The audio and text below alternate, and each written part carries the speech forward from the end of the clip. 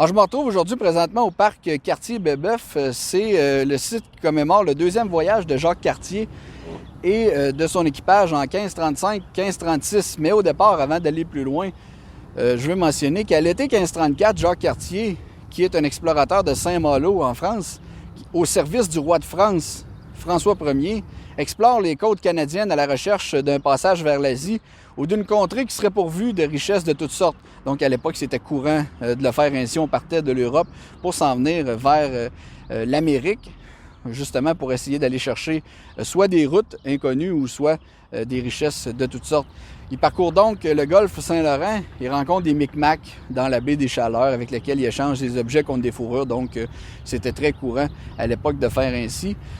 Il poursuit son périple et décide de prendre possession du territoire au nom de la France. Donc, c'est pourquoi il fait planter une croix à Gaspé, nécessairement en son nom. Et ça soulève la colère d'un chef iroquois, alors nommé Donnacona. Je vais vous parler de Donnacona plus tard parce que dans le parc ici, il y a une œuvre dédiée à lui. Alors, je vais y revenir un peu plus tard.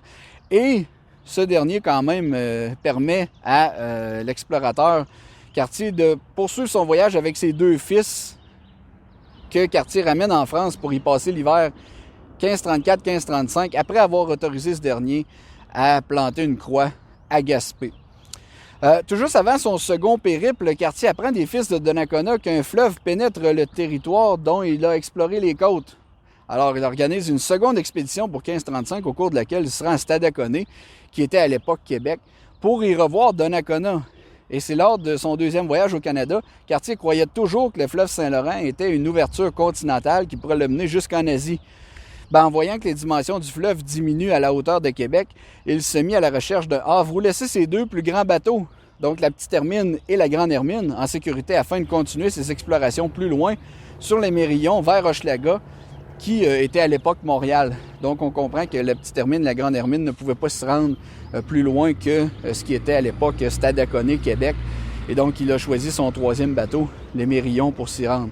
Alors le 8 septembre 1535, Cartier jeta son dévolu sur ce qu'il appela le havre Sainte-Croix, situé exactement au confluent des rivières Saint-Charles et Lairet, et à proximité du village iroquoien de Stadacona. Donc évidemment, pas très loin d'ici.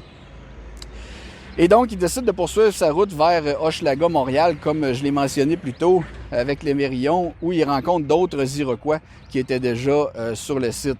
Cartier doit ensuite retourner à Stadacona pour y passer l'hiver, donc à Québec.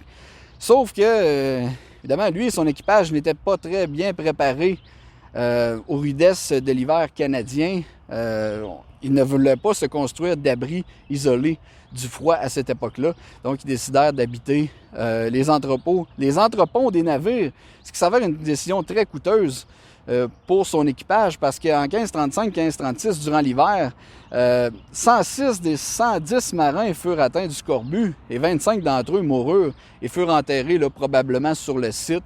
Donc, évidemment, ça a été très coûteux pour Cartier à ce moment-là. Ici, sur le site du parc Cartier-Brébeuf, il y a une autre œuvre qui orne l'endroit. C'est celle de Donnacona que je vous ai parlé plus tôt, qui fut le chef des Iroquois du Saint-Laurent.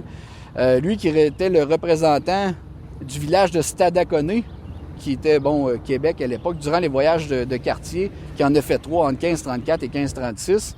Il a été capturé, il a été fêté par Cartier, et finalement, il avait accepté, au terme là, de la rencontre avec Cartier lors de l'inauguration de sa croix à Gaspé, que ses deux fils puissent accompagner Cartier en France au terme de son premier voyage. Et en 1535, lors du deuxième voyage de Cartier, Donnacona rompt les relations et laisse les Français se débrouiller tout seuls durant l'hiver suivant parce que l'explorateur français s'était rendu à Hochelaga, qui fut Montréal, comme je l'ai mentionné plus tôt. Et ça a soulevé un peu la colère de Donnacona parce qu'il n'a pas trop apprécié que Cartier parle à d'autres Iroquois et nécessairement qu'il ait faire un peu d'affaires avec les Iroquois de Montréal. Donc, il aurait préféré qu'il reste à Québec, donc Stadacona à l'époque.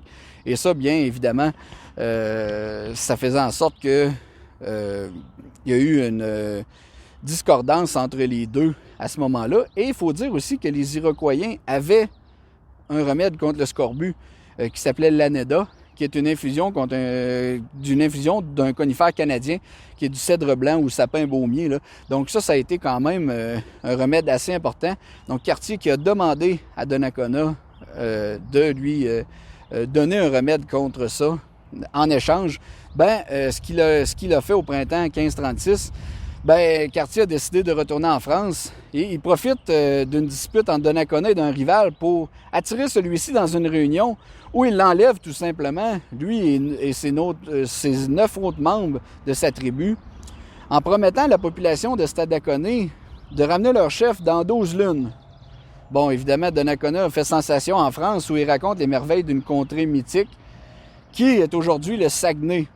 Mais Cartier ne peut remplir sa promesse et faute de fond, il ne retournera au Canada qu'en 1541, sans ramener avec lui Donnacona, qui est décédé probablement, dis-je bien, en France à cette époque-là.